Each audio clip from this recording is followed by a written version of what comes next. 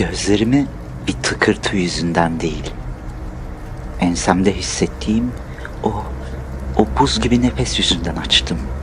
Gece yarısıydı. Karanlığa alışmaya çalışan gözlerim koridorun ucundaki kapıya takıldı. Kapı aralıktı. Ama bu imkansız, ben takıntılı biriyimdir. Yatmadan önce kapıları sadece kapatmam. Kollarını aşağı yukarı indirip kontrol ederim. O kapı kilitli olmalıydı. Şimdi ise koridorun o koyu yoğun karanlığı yatak odama sızıyordu. Yataktan doğruldum. Kalbim göğsümden çıkacak gibi atıyordu. Etrafı dinledim. Uzaktan salondan gelen hafif bir tıkırtı. Zihnim oyunlar mı oynuyordu yoksa biri evimde mi dolaşıyordu? İçimdeki ses hırsız olabilir ya da daha kötüsü diye yatağımdan sıyrılıp ayaklarımı soğuk parke zemine bastım. Her adımımı sessiz sessiz atmaya çalışarak koridora çıktım.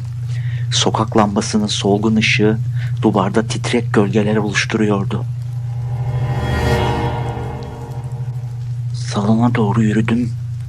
Kapı ardına kadar açıktı. "Kimse var mı?" diye fısıldadım.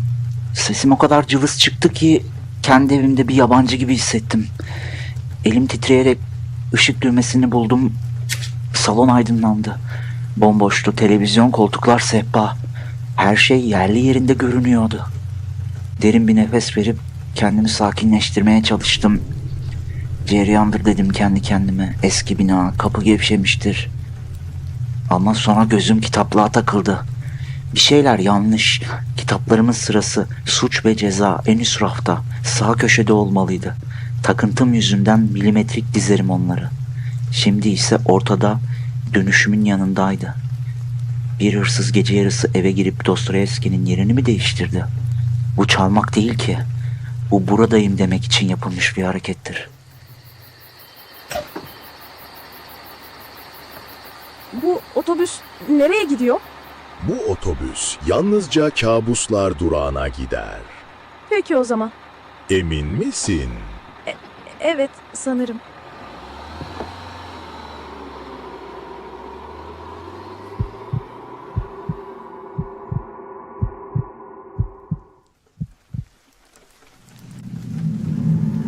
Midemdeki o soğuk yumruğuyla mutfağa geçtim.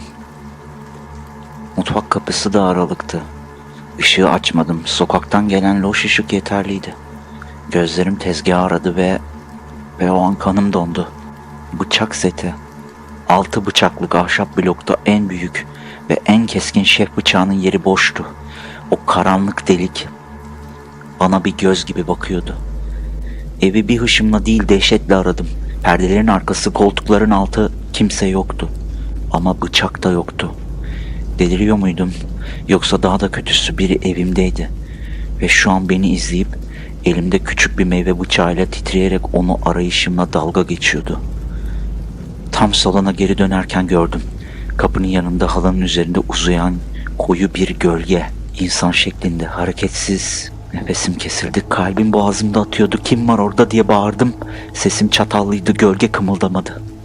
Ve tüm cesaretimi toplayıp elimdeki küçük bıçağı sıkarak o köşeye atıldım.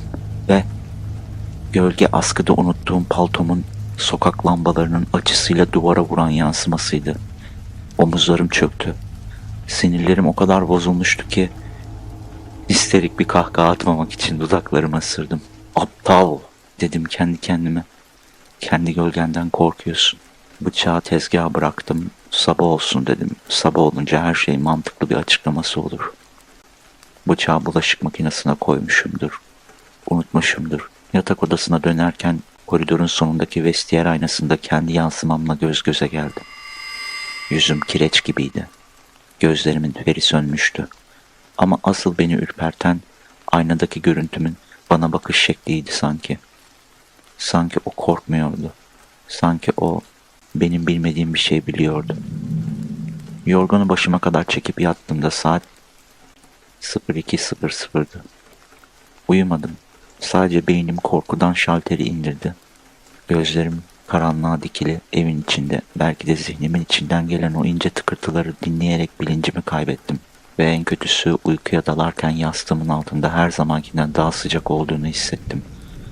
Sanki benden hemen önce orada başka bir baş yatıyormuş gibi.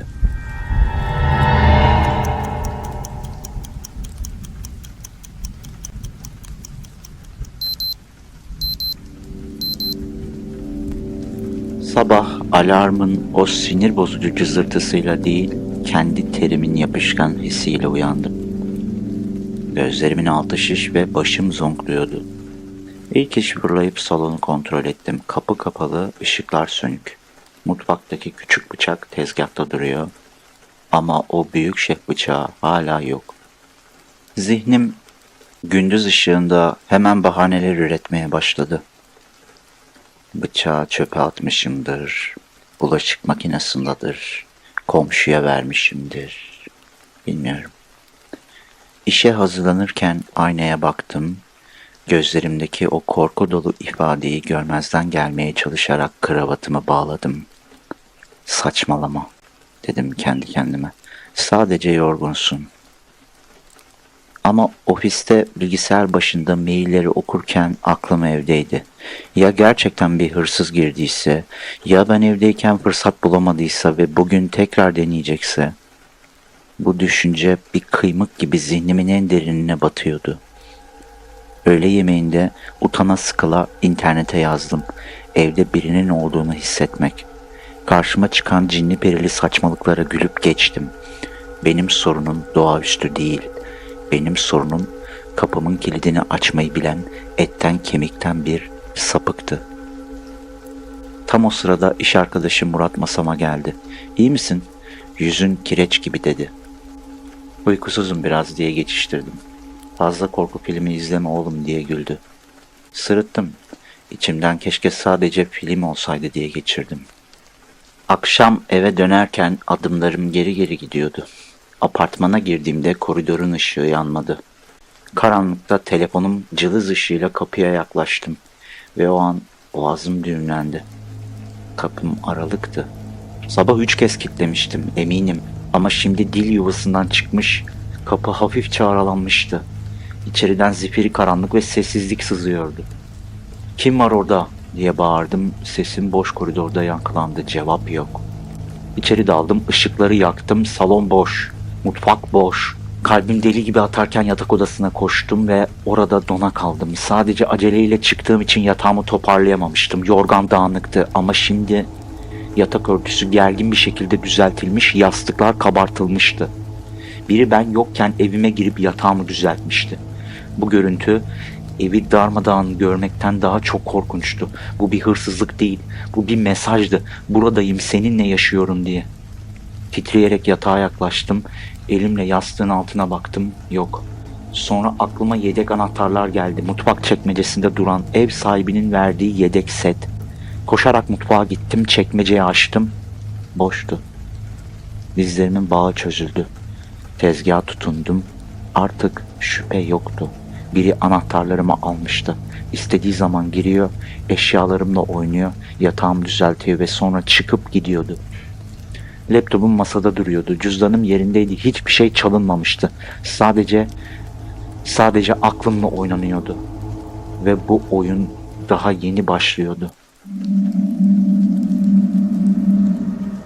Kontrolü ele alıp bir şeyler yapmalıydım ve polisi aramaya karar verdim.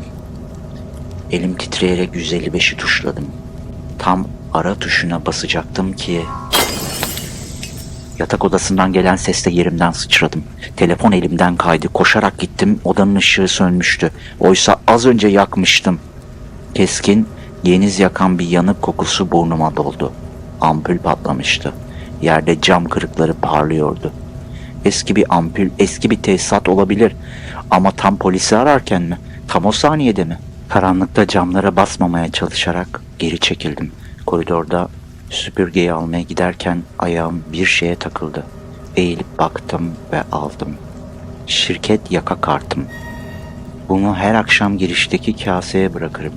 Asla düşürmem. Ama şimdi koridorun ortasında yerdeydi. Sanki biri onu almış, incelemiş ve "demek sensin" der gibi oraya fırlatıp atmıştı. Artık şüphe yoktu. Ev sahibiyle konuştum. Onda da yedek anahtar yok. Yani bu gece o şeyle baş başaydım.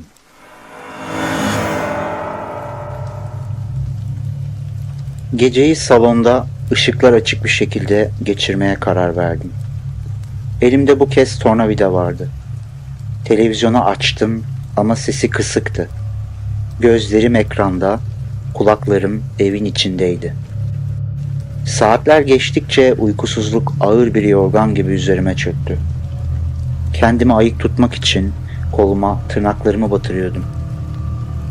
Derken o sesi duydum. Metalik ince bir gıcırtı. Musluk kolunun zorlanma sesi. Su sesi bu. Şırıl şırıl, alaycı bir tempoda akan su sesi. Bu ses banyodan geliyordu. Nefesimi tutarak banyo kapısına yaklaştım. Aralıktı. İçeriden yoğun, boğucu bir koku geliyordu. Çamaşır suyu kokusu. Titreyen elimle kapıyı itip ışığı yaktım. Lavabonun musluğu açıktı. Su gürül gürül akıyordu. Hemen kapattım ve o an onu yerde gördüm. Temizlik bezi. En son balkonda kuruması için astığım bez. Şimdi banyonun ortasında sırılsıklamdı. Yerler silinmiş, fayanslar hala nemliydi. Biri ben salonda otururken banyomu temizlemişti. Bu hırsızlık değildi, bu delilikti. Kafamın içinde şimşekler çakıyor. Yeter! Diye bağırdım boşluğa. Sesim çatladı. Telefonumu çıkardım, video kaydını açtım. Elimdeki tornavidayı bir silah gibi tutarak evi dolaşmaya başladım. Saat 1:30 dedim kameraya. Evimde biri var. Muslukları açıyor, yerleri siliyor, anahtarlarımı çalıyor. Bu videoyu izliyorsanız ve ben ortada yoksam... Cümlemi tamamlayamadım. Salonu, mutfağı, koridoru çektim. Kimse yoktu. Sonra videoyu izlemek için koltuğa çöktüm. Görüntü titrekti. Salon normaldi. Koridor boştu. Ama mutfak? Videoyu geri sardım, yaklaştırdım. Tam ben evimde biri var derken arkamdaki karanlık mutfak kapısında bir hareketlilik vardı. Bir gölge, belli belirsiz bir silüet. Kapı eşiğinde başını uzatmış beni izliyordu. Ben arkamı dönmeden hemen önce inanılmaz bir hızla ve sessizce karanlığa geri çekiliyordu. O oradaydı. O an oradaydı ve şu an belki de tam arkamda, bilmiyorum. Gördüğüm şey belki bir gölge oyunu, belki değil. Bir ışıltı, bilmiyorum. Orada mutfak kapısının eşiğinde karanlık bir insan formu vardı. Beni izliyordu. Kan beynime sıçradı. Korku yerini öfkeye bıraktı. Çık ortaya! Diye kükreyerek mutfağa daldım. Boğazımdan çıkan ses bana bile yabancıydı. Perdeyi savurdum, balkon kapısını zorladım, kilitli. Tek saklanma yeri olan kiler dolabını açtım. Sadece makarna kutuları. Yoktu kimse. Ama videoda görmüştüm. Oradaydı. Evi bir manyak gibi aradım. Bazaların altı, gardıroplar, hatta çamaşır makinesinin arkası. Kimse yoktu. Duvar saatine baktım. 02:15'ti. Bir sandalyeye çöküp başımı ellerimin arasına aldım. Ben deliriyor muydum? Bu soru beynimin içinde yankılanıyordu. Halüsinasyon mu? Uyku yoksunluğu mu? Ama videodaki o silüet, o kanlı canlıydı. Titreyen elimle telefonu tekrar açtım. O anı durdurdum. Parlaklığı arttırdım. Yüzü seçilmiyordu. Sadece koyu bir leke. Ama duruşunda tanıdık bir şey vardı. Tam o sırada telefon titredi. Ekranda bir isim. Annem. Uyumadın mı hala diye bir mesaj. Gecenin bu saatinde kilometrelerce öteden hissetmişti sanki. Gözlerim doldu. Anne, evimde biri var diye yazmak istedim. Anne, aklımı kaçırıyorum diye haykırmak istedim. Ama yapamazdım. Onu korkutamazdım. Birazdan yatacağım diye yazdım. Yalan. Annem hep derdi, uykusuz kalma oğlum. Beynin sana oyunlar oynar. Belki de haklıydı. Anahtarın kaybolması, yastığın düzelmesi, yatağın düzelmesi falan. Belki de hepsini ben yapıyordum. Çocukluğum geldi aklıma. Uyur gezer olduğum geceler. Annemin sabahları, gece yine evi turladım deyişleri. Yıllardır olmamıştı ama Ya stres tetiklediyse? Ya o silüet? Ya o silüet ben isem? Ama hayır, ben kameranın önündeydim, o arkamdaydı. Aynı anda iki yerde olamam. Olamam değil mi? Beynim çatlayacak gibiydi. Sabah olsun dedim yine. Güneş doğsun, her şey bitecek.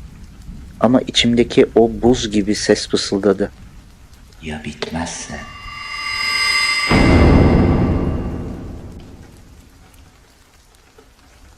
Sabah ilk iş kilidi değiştirdim. Çilingir kapının zorlanmadığını, sanki anahtarla açıldığını söylediğinde midemdeki düğüm daha da sıkılaştı. İstanbul burası abi. Hırsıza kilit dayanmaz. Dedi gülerek. Keşke sadece hırsız olsaydı. Akşam eve geldiğimde yeni kilit biraz olsun güven vermişti. Kendimi kandırıyordum. Videodaki gölge ışık oyunuydu. Yatağı ben düzelttim. Anahtarı düşürdüm. Beynim mantıklı bir açıklama bulmak için çırpınıyordu. Gece saat 11.00. Yatmaya hazırlanıyordum ki telefonum titredi. Hareket algılandı. Balkon kamerası. Unutmuştum. Aylar önce alıp balkona attığım, şarjı bitene kadar orada unuttuğum o ucuz sensörlü kamera. Şarjı bitmiş olmalıydı. Ama bildirim gelmişti. Tıkladım. Görüntü siyah beyaz grenliydi. Balkonda bir hareket vardı. Küçük, hızlı bir gölge. Kedi bu, dedim sesli bir şekilde. Kesin kedi. İstanbul'da kediler her yere girerdi. İçimden bir oh çektim. Bütün bu paranoya bir sokak kedisi yüzünden miydi? Görüntüyü yaklaştırdım, gölge durdu ve o an kameranın kızılötesi ışığı yandı. Ekranda iki parlak göz belirdi. Doğrudan kameraya bakıyordu. Gülümsedim. Pati misafiri dedim. Gel bakalım. Telefonu bırakıp balkon kapısına yürüdüm. Elimde ne tornavida ne de bıçak vardı. Sadece bir kediyle karşılaşacağımdan o kadar emindim ki perdeyi araladım. Gölge masanın altından kayıp dolabın arkasına saklandı. Kedi olmak için biraz büyüktü. Ama karanlıkta göz yanılsaması olabilirdi. Salonun çekmecesinden el fenerini aldım. Kapıya yavaşça açtım. Pıs pıs pıs. Korkma gel diye fısıldadım. Feneri dolabın arkasına o dar boşluğa tuttum ve nefesim kesildi. Işık hüzmesi karanlığı delip geçti ve orada çift bir gözle karşılaştı. Ama bunlar kedi gözü değildi, parlamıyorlardı. İnsan gözüydü. Bunlar donuk, ifadesiz, ölü gibi bakan iki insan gözü ve göz hizası. Göz hizası yerden 1 metre yukarıdaydı. Bu bir kedi değildi. Bu dolabın arkasına çömelmiş bir insandı. Dona kaldım. Çığlık atmak istedim. Sesim çıkmadı. O gözler. O gözlerde korku yok. Sabır vardı. Aniden gölge fırladı. Bir kedi gibi değil, bir örümcek gibi hızlıydı. Perdeyi savurdu. Beni kenara itti. Fener elimden düştü, yuvarlandı. Kim o? Diye bağırdım.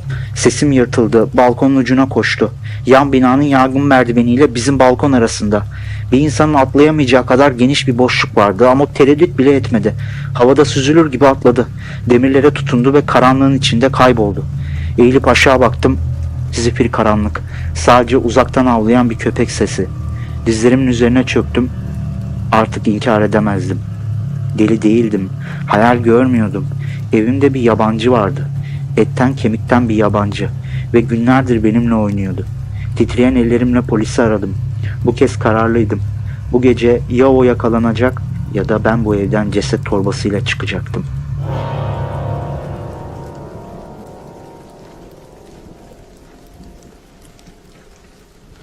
On dakika sonra zil çaldı. Kapıyı açtığımda karşımda 2 polis memuru duruyordu. Biri genç, diğeri yaşlı. Onları birer kurtarıcı gibi içeri davet ettim. Balkondan kaçtı, dedim nefes nefese. Göz göze geldik. Genç olan hemen balkona yöneldi. Yaşlı olan ise not defterini çıkarıp bana döndü. Tanıdığınız biri mi? Husumetiniz var mı? Hayır dedim. Hiç kimsem yok. Sadece evime giriyor, eşyalarımın yerini değiştiriyor, yatağımı düzeltiyor. Polis duraksadı, kalemini defterden kaldırdı. Yatağınızı mı düzeltiyor? Ne kadar saçma duyulduğunu biliyordum. Ama gerçek buydu. Benimle oynuyor memur bey. Beni delirtmeye çalışıyor. Genç polis balkondan seslendi. Amirim, burada saksı devrilmiş, toprakta izler var. Koşarak gittim. Evet, saksıların arasında Çamurlu bir ayak izi. İnsan izi, Buradan yan binanın yangın merdivenine atlamış olmalı. dedi genç polis boşluğa bakarak. Yaşlı memur kaşlarını çattı. 3. kattasınız beyefendi. O mesafeyi atlamak pek kolay iş değil. Emin misiniz buradan kaçtığını? Eminim, gözlerimle gördüm. Bana inanmıyorlardı. Deli olduğumu düşünüyorlardı, Tamam sakin olun. Çevrede bir ekip dolaştıracağız. dedi yaşlı polis. Sesi bıkkın geliyordu. Ama kapı zorlanmamış, kilit yeni. Eğer bu şahıs anahtarla girmiyorsa Uçarak girmiş olması lazım. kendi esprisine sadece kendisi güldü. Ben gülmedim. Yarın sabah karakola gelip ifade verin. Deyip gittiler. Kapıyı arkalarından kilitledim. 3 kez. Sürgüyü de çektim. Evde polislerin bıraktığı o resmi, soğuk koku asılı kalmıştı. Ama bu koku bana güven vermiyordu. Aksine evimin artık bana ait olmadığını hissettiriyordu. Burası bir suç mahalliydi. Koridorda volta atmaya başladım. Polisin sözleri beynimde yankılanıyordu. Uçarak girmesi lazım. Örümcek adam olması lazım. O mesafeyi nasıl atlamıştı? O hıza nasıl ulaşmıştı? Ve en önemlisi, neden çalmıyordu? Neden saldırmıyordu? Sadece var oluyordu. Aklıma önceki kiracı geldi. Neden taşınmıştı? Ev sahibi 2 yıl önce ayrıldı demişti ama nedenini söylememişti. Belki o da aynı şeyleri yaşamıştı. Belki bu ev insanları delirtmek için tasarlanmış bir kapan gibiydi. Bilmiyorum.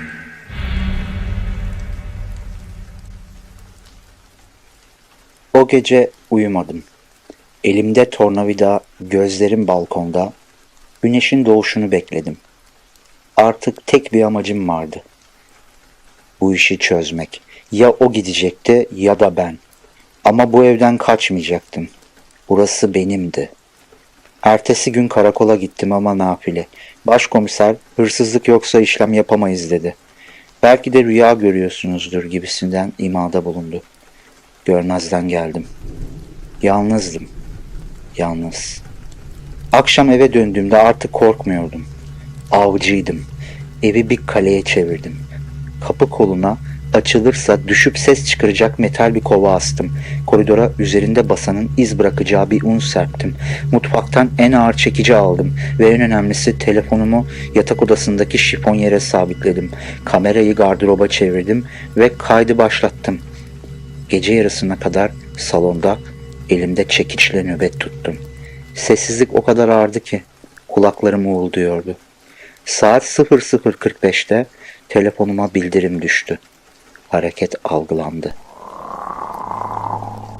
Kalbim boğazıma fırladı. Titreyen ellerimle canlı yayını açtım. Yatak odası boş görünüyordu. Ama sonra gardırobun aynalı kapağı yavaşça gıcırtısız bir şekilde aralandı ve içeriden bir şey çıktı. Çömelmiş, zayıf bir silüet. Saçları dağınık, üzerinde benim pijamalarım vardı. Yavaşça doğruldu, odayı taradı, sonra doğrudan kameraya baktı. Yüzü karanlıktaydı ama o duruş, o omuzların çöküklüğü, o aynı bendim. Yakaladım! Diye kükreyerek salondan fırladım. Koridoru bir saniyede geçip yatak odasına daldım. Gölge beni görür görmez bir fare gibi dolaba geri kaçtı. Kapağı içeriden çekti. Üzerine atıldım, kapağı tuttum ve var gücümle ittim. Kilit dilini yuvasına oturtturdum. İçerideydi. Kapana kısılmıştı. Nefes nefese sırtımı dolap kapağına dayadım. Yasladım. İçeriden tıkırtılar, sürtünme sesleri geliyordu. Bitti diye bağırdım resmen. Bitti! Ve çekici dolaba vurdum. Kimsin lan sen? Çık dışarı! Çık dışarı! Dedim. İçeriden bir ses daha geldi. Tiz, boğuk, ıslak bir kıkırdama. Sonra o konuştu. Kimsin lan? Kimsin sen? Çık dışarı! Kanım dondu. Çünkü o ses bana aitti. Tonlaması, vurgusu tıpkı benim gibiydi ama sanki bozuk bir plak gibi. Mekanik ve duygusuzdu. Kendi sesim bana karanlık bir kutunun içinden cevap veriyordu sanki. Taklit etme lan beni! Diye haykırdım. Dolap sarsıldı. İçerideki şey insan gücünü aşan bir şiddetle kapağı tekmeliyordu. Çıkmak istiyorum! Çıkmak istiyorum! Dedi. Ses o korkunç metalik taklitle. Yerime geçmek istiyorum. Ne? O an kilit patladı. Kapak açıldı ve karanlığın içinden üzerime atladı. Geriye savruldum. Başımı yere çarptım. Çekiç elimden fırladı. Üzerime çullanan ağırlık beni boğuyordu. Ellerimle yüzünü itmeye çalıştım. Teni hamur gibiydi. Yumuşak, şekilsiz ve soğuk. Boğuşurken sabah kırdığım aynadan kalan cam parçalarından birini elime geçirdim. Düşünmeden körlemesine sapladım. Bir iki kez sıcak bir sıvı ellerime fışkırdı. Üzerimdeki ağırlık gevşedi. Hırıltılar çıkararak yana devrildi. Soluk soluğa doğrulup ışığı açtım. Ve gördüğüm şey karşısında aklımın son ipleri de koptu. Yerde yatan adam, aynı saçlar, aynı yüz hatları, aynı ben. Sadece gözleri farklıydı. Benim gözlerim kahverengidir. Onun gözleri ise kapkara, dipsiz birer kuyu ve o kuyularda ölürken bile sönmeyen bir nefret vardı. Resmen kustum. Kendi cesedimin üzerine kustum. Titreyerek yerde yatan bedenin yanında süründüm. Yüzüne bakmaya korkuyordum ama bakmak zorundaydım. Yavaşça kafasını çevirdim. Gördüğüm şey... Hayır, bu olamazdı. Bu benim yüzümdü. Donuk, ölü gözlerle bana bakan benim yüzüm. Aynadaki yansımam ama kanlı ve hareketsiz. Bu ben değilim. Bu ben değilim. Bu o sapık. Bu bir maske. Bu bir maske. Diye bağırdım boşluğa ama değildi. Teni, saçı, çenesindeki o küçük yara izi bile o bendim. Ellerim kan içinde telefona sarıldım. Yardım edin. Birini öldürdüm. Kendimi öldürdüm. Polisler kapıyı kırdığında beni yerde kendi cesedime sarılmış. Bu ben değilim diye sayıklarken buldular. Biri yatak odasına koştu, diğeri beni sakinleştirmeye çalıştı. Tamam diyordu polis, sakin ol. Kimse yok orada. Başımı kaldırdım, yatak odasından çıkan polisin yüzü bembeyazdı. Amirim, içeride kimse yok. Dedi titrek bir sesle. Sadece kan var. Çok fazla kan. Gözlerim karardı. Ceset gitmişti.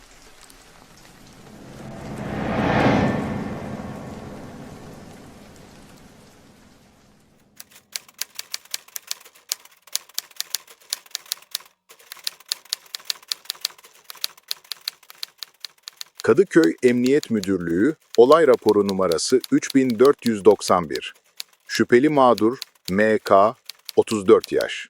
Olay haneye tecavüz, psikotik atak. Şahıs gece yarısı polisi arayarak evine giren ve kendisine tıpatıp benzeyen bir saldırganı öldürdüğünü iddia etmiştir. Olay yerine intikal eden ekipler şahsı şok halinde bulmuştur. Evde yapılan incelemede 1. Yatak odasında ve şahsın üzerinde yoğun miktarda kan bulunmuştur. DNA analizi kanın tamamen MK'ya ait olduğunu doğrulamıştır. 2. Evde ikinci bir şahsa ait parmak izi, zorla giriş izi veya ceset bulunamamıştır. 3. Şahsın dolaba kilitledim dediği gardırop boş bulunmuştur. Sonuç, şahsın Capgras sendromu yani kişinin kendisinin veya yakınlarının bir kopyayla değiştirildiğine inanması, benzeri ağır bir psikolojik rahatsızlık geçirdiği ve kendi kendine zarar verdiği sonucuna varılmıştır. MK, gözetim altında tutulmak üzere ruh ve sinir hastanesine sevk edilmiştir. Ek rapor, gizli. Hastaneye yatırıldıktan 2 gün sonra MK odasından kaybolmuştur.